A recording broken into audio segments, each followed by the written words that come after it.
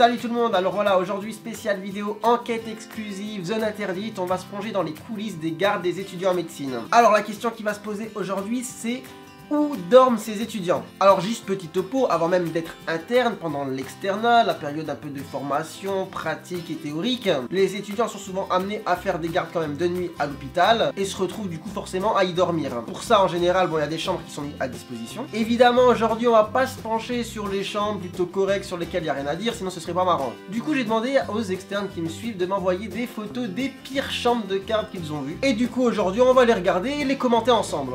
Bon, alors cette chambre clairement elle fait rêver, hein, très colorée, bonne ambiance, bon espace. Juste une seule chose, quand tu te lèves la nuit, il faut quand même faire attention où tu mets tes pieds, éviter en te levant de te prendre la tête dans le socle pour les seringues électropulsées. Après si on regarde bien on voit quand même qu'il y a un ordinateur, donc je pense que si tu as des codes Netflix tu peux quand même passer une très bonne fin de garde. Alors deuxième chambre, que dire? Bon, sur l'espace, on va pas se mentir, c'est un petit peu petit, 4-5 mètres carrés. Bon, on va pas non plus demander le château de Versailles.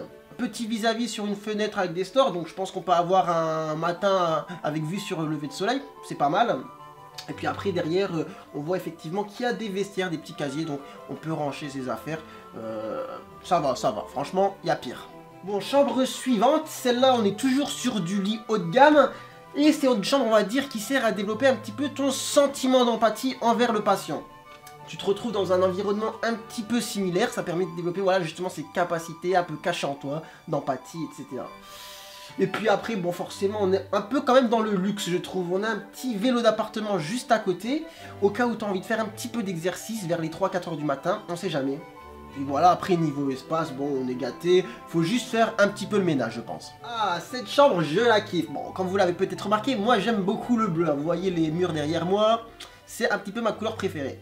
Donc moi je l'appelle la chambre des Schtroumpfs, je la trouve très sympathique. Puis je pense que c'est une chambre qui convient très bien à tous ceux qui aiment le camping, mais aussi les ventilateurs.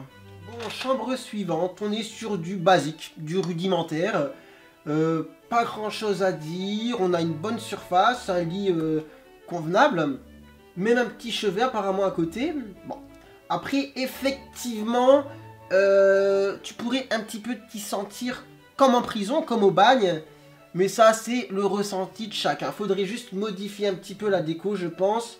Après, on va pas se plaindre pour dormir 2-3 heures. Franchement là je suis sincère, je pense que c'est suffisant. Alors sur cette chambre, que dire? Faudrait quand même penser à refaire la devanture. Donc les fenêtres effectivement c'est pas ça. Bon, effectivement niveau luminosité ça doit pas être terrible. Bon, les sacs poubelles comme ça qui cachent la porte et les fenêtres, y a mieux quand même. Après bon effectivement tu vois bien qu'il y a un matelas quand même qui est fourni, ça c'est déjà bien. Et puis en bas du matelas, si vous voyez bien, on a des petites chaussures, des petites pantoufles. Donc je pense qu'on est sur une chambre plutôt style japonais. Ah, et cette photo, je remercie énormément la personne qui me l'a envoyée. À mon avis, elle a dû travailler dans l'aménagement de territoire ou l'immobilier, car comme vous voyez, elle a déjà agencé, elle a mis des petites annotations sur la photo. Donc bon, vous voyez que, on va pas se mentir, ça ressemble quand même à une chambre étudiante. Il y a un petit côté très familial, très convivial. Je pense qu'on s'y sent bien, qu'on s'y sent en sécurité. Après effectivement sur l'espace, bon on n'est pas, c'est pas énorme, mais après c'est pas plus choquant qu'une chambre étudiante je dirais. Bon, il y a mieux, mais c'est plutôt pas mal. Bon après voilà, ça c'est la chambre je dirais de la simplicité, donc ça convient parfaitement à tous les gens qui n'aiment pas ce qui est extravagant. Je pense qu'on peut facilement s'y retrouver, faire le point, méditer. Et ça permet effectivement, je dirais, de finir une garde plutôt en toute sérénité.